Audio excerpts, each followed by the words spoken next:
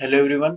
तो आज का जो हमारा क्वेश्चन है वो ये है कि determine whether the joint is safe और not. Six bolts of 16 mm diameter of grade 4.6 have been used for making the connection. तो ये हमारा कनेक्शन है। तो एक तरह से मान सकते हैं ये आई मेंबर है और ये प्लेट है। तो इसको हमने बोल्टेड कनेक्शन से जोड़ा है। ये आई मेंबर कैसे है कि इसमें ये फ्लेंजेस पार्ट हो गया और ये वाला फ्लेंज पार्ट हो गया और ये बीच वाला वेब पार्ट हो गया। और इसमें हमें लोड गिवन है, कंपोनेंट आएगा और एक वर्टिकल कंपोनेंट आएगा। तो जो हॉरिजॉन्टल कंपोनेंट आएगा वो रिस्पॉन्सिबल होगा टेंशन लाने के लिए बोल्ट्स के अंदर, और जो वर्टिकल कंपोनेंट होगा वो रिस्पॉन्सिबल होगा शियर लाने के लिए बोल्ट्स के अंदर। कितना शियर आएगा, सिंगल शियर आएगा, डबल शियर आएगा, तो कैसे पता लग रहा है? अगर ये ऐसे लोड जा रहा है तो एक ही शियर प्लेन दिख रहा है हमें, तो सिंगल शियर होगा। तो टीएच हम कैलकुलेट करेंगे, टीवी कैलकुलेट करेंगे, डायरेक्टली कैलकुलेट कर लेंगे, कोई दिक्कत नहीं है। अब इसमें हम इस तरीके के क्वेश्चन के लिए, जब इस तरह का कनेक्शन होता है, जब हमारे पास बोल्ट जो होते हैं वो कंबाइंड शियर और कंबाइंड टेंशन बेयर करते हैं, तो आई एस 800 2007 के अंदर क्लॉज नंबर 10.3.6 में bolt subjected to combined shear और टेंशन के लिए हमें एक इंटरेक्टिव इक्वेशन दी हुई है विच इज दिस वन। तो हमें ये चेक करनी होती है इक्वेशन। तो उसके लिए हमारे पास, अगर हम ये इक्वेशन चेक कर लेंगे तो सेटिस्फाई हो जाएगी, तो हमारा कनेक्शन जो है वो सेफ हो जाएगा। No problem. अब इसमें हमें क्या क्या चीजें पता होनी चाहिए? सबसे पहले हमें बताना चाहिए V S B. V S B आपका फैक्टर्ड शियर फोर्स होता है जो हमें क्वेश्चन में गिवन होता है। वीडी में आपका डिजाइन शियर फोर्स होता है जो हम कैलकुलेट करते हैं as per clause number 10.3.2। TB आपका वो again same factor tensile force होता है जो क्वेश्चन में गिवन होता है, लोड। और टीडीबी आपका डिजाइन टेंसाइल कैपेसिटी होती है। तो एक चीज तो हमें समझ में आ रही है कि वी डीबी जो है वो greater than V S B होगा और T D B greater than T B होगा, अगर सेपरेटली अगर हम टेंसाइल के केस में और शेयर के केस में चेक करेंगे वोल्टेज को। अब हमें जब कंबाइंड चेक करना है तो हमें बस ये इक्वेशन सेटिस्फाई करनी है।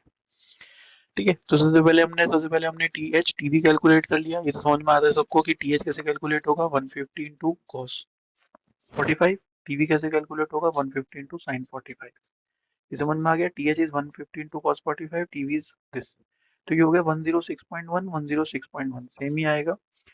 अब 6 नंबर ऑफ बोल्ट है, यानी एक नंबर ऑफ बोल्ट में, यानी एक बोल्ट में कितनी टेंसाइल फोर्स और कितनी शियर फोर्स लगेगी, डिवाइड बाय 6, दैट इज 17.67। अब हमें बोल्ट की शियर कैपेसिटी, बोल्ट की टेंसाइल कैपेसिटी दोनों निकालनी है। इस केस में टेंशन लोड और जो शियर लोड है वो दोनों कैलकुलेट हो गए। ठीक है, tensile load of the bolt, shear load पर बोल्ट यानी वी एस बी और T B. V S B ये कैलकुलेट हो गया और टी बी ये कैलकुलेट हो गया। अब हमें डिजाइन कैलकुलेट करना है, तो डिजाइन कैलकुलेट करने के लिए सबसे पहले हम आ जाते हैं 10 point share capacity of the bolt. तो share capacity of the bolt हम देखते हैं क्लॉज नंबर 10.3.3 पे। Share capacity of the bolt तो हमारा डायरेक्ट फॉर्मूला हमें पता है, f u upon root three, previous video में हम कर चुके हैं।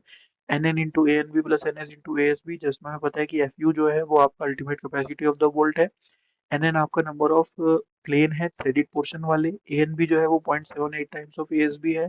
एन एस आपका नंबर ऑफ प्लेन्स हैं, plane area of the bolt के, और ये इनका एरिया है which is pi by 4 into diameter का स्क्वायर।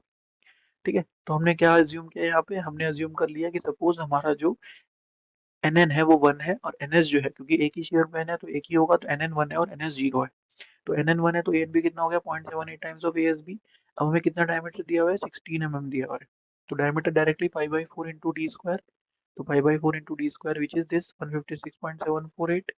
तो ये आ गया आपका टोटल। एफ यू बी हमें 400 गिवन है क्वेश्चन के अंदर, 400 बोल्ट हमें पता है कि अल्टीमेट जब हम कैपेसिटी ऑफ द बोल्ट निकाल लें तो 4 इंटू 100, 400 न्यूटन पर एम एम स्क्वायर उसकी अल्टीमेट कैपेसिटी हो जाती है, और 400 इंटू 0.6 उसकी यील्ड कैपेसिटी हो जाती है। तो हमें अल्टीमेट से मतलब है तो डायरेक्टली।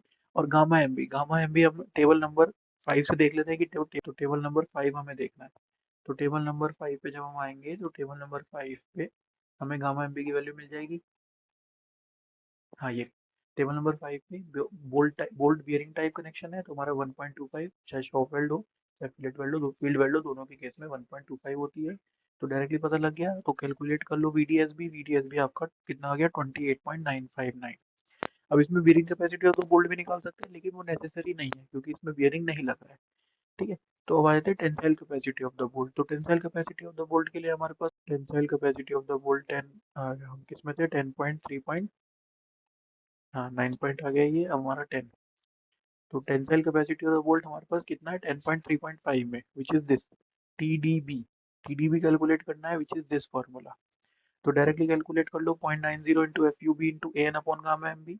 एफ यू बी पता है मुझे कितना है 400, गामा एम बी पता है 1.25, 0.90 ए एन आपका again 0.78 into A S B, आपका ये हो गया, और आपका टी डी भी कैलकुलेट हो गया। तो हमारा टी डी बी भी आ गया, हमारा क्या क्या आ गया, हमें क्या क्या चाहिए था, हमारे पास टीडीबी भी आ गया, टीबी भी आ गया, वीटीबी भी आ गया, वीएसबी भी, सारी चीज हमारे पास आ गई। अब हमें क्या इक्वेशन कौन सी सेटिस्फाई करनी है, दिस इक्वेशन सेटिस्फाई करनी है, जो हमें कोड के अंदर यहाँ पे दी हुई है। जब हम इसको इक्वेशन को सेटिस्फाई करेंगे तो हमारा जो आंसर आ जाएगा वो कितना आ जाएगा, 0.525, विच इज लेस देन 1, यानी हमारा जो कनेक्शन है वो सेफ है for combined shear and tension.